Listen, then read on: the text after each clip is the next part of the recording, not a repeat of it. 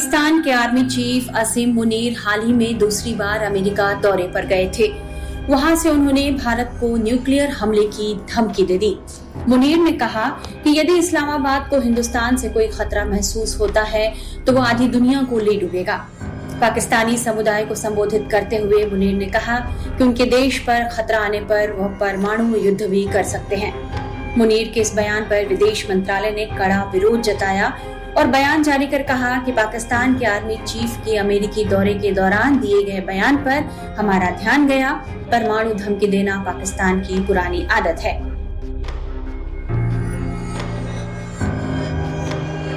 भारत सरकार ने यह भी कहा कि यह भी खेदजनक है कि इस तरह के बयान एक मैत्रीपूर्ण राष्ट्र की जमीन से दिए गए। भारत पहले ही साफ कर चुका है कि वह न्यूक्लियर ब्लैकमेलिंग को बर्दाश्त नहीं करेगा। हम हमारे राष्ट्रीय सुरक्षा के लिए हर संभव कदम उठाएंगे। भारत ने एक बार फिर आतंकियों के पनाहगाह पाकिस्तान को जमकर खरी खरी सुनाई है। भारत ने एक बार फिर साफ किया है कि अगर पाकिस्तान अपनी बयानबाजी से बाज नहीं आता है तो इसका अंजाम बेहद दर्दनाक होगा। पाकिस्तान के कई नेताओं की बयानबाजी पर गुरुवार को भारतीय विदेश मंत्रालय के प्रवक्ता रणधीर जायसवाल से कई सवाल पूछे गए। इन सवालों के जवाब में उन्होंने क्या कहा, सुनिए।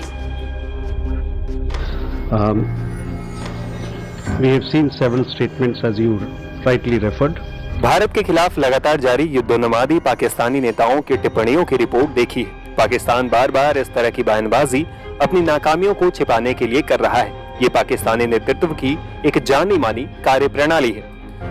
पाकिस्तान को अपनी बयानबाजी पर संयम बरतने की सलाह दी जाती है क्योंकि किसी भी दुस्साहस के दर्दनाक परिणाम होंगे, जैसा कि हाल ही में हुआ है। आज के बयान से भारत ने एक बार फिर साफ कर दिया है कि भारत पाकिस्तान को मुंहतोड़ जवाब देने के लिए तैयार है। हालांकि ऑपरेशन सिंदूर में भारत यह साबित कर चुका है कि पाकिस्तान को उसने कैसे घुटने टिकवा दिए।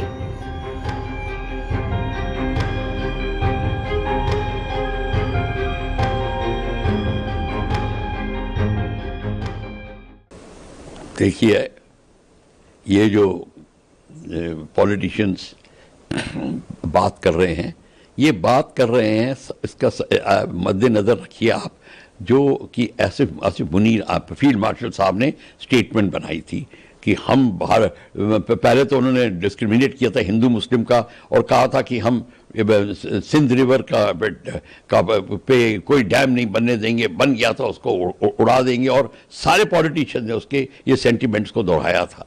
ये सारी बात ठीक है, पर अब ये शरीफ एंड भुट्टो ये सब इसलिए कर रहे हैं। देखिए, पाकिस्तान का आर्मी का ये जो फील्ड मार्शल मुनीर हैं, ये सब पॉलिटिकल बॉडीज और गवर्नमेंट के ऊपर है। उसको खुश रखना इनका काम है।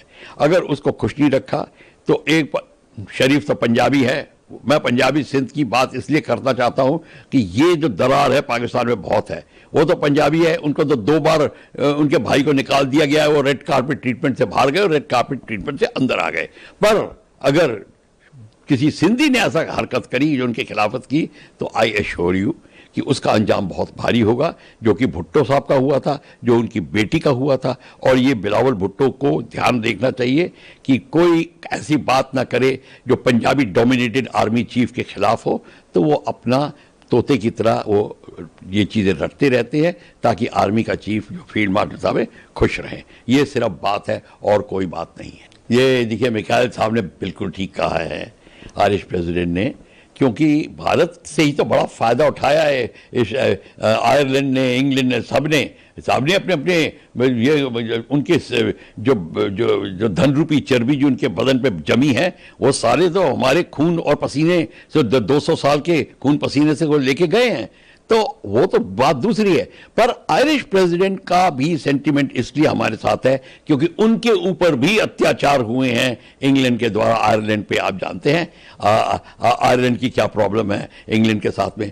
तो ये सेंटिमेंट्स दोहरा रहे हैं क्योंकि हम दोनों ही इंग्लिश में कहते हैं इन द सेम बोट।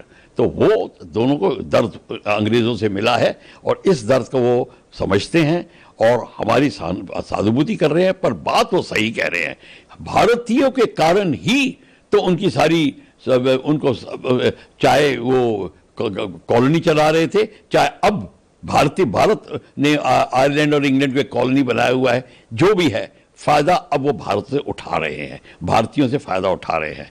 ये उन्होंने बिल्कुल सही बोला है।